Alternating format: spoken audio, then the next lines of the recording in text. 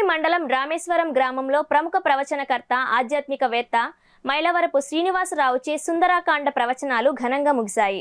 గ్రామంలో గల మండల పరిషత్ ప్రాథమిక పాఠశాల ఆవరణలో 3 రోజుల పాటు జరిగిన ఈ ఆధ్యాత్మిక ప్రవచనాలు ఆదివారం రాత్రితో ముగిశాయి.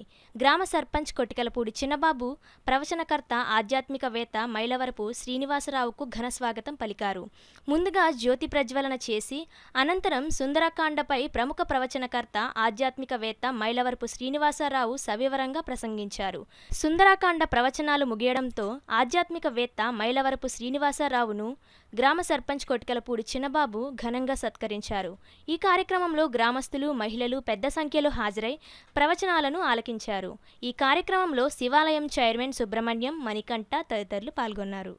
ఈ కర దూషణ త్రిశురుడనే పేరు కలిగినటువంటి ముగ్గురు కూడా 14,014 మంది రాక్షసులతో యుద్ధాన్ని చేయడానికి స్వయంగా వచ్చారో అలాంటి సందర్భంలో సీతమ్మ రాముడు అద్భుతమైన యుద్ధాన్ని ప్రదర్శించినటువంటి వేళ ఒళ్ళంతా రక్తాలు కారుతూ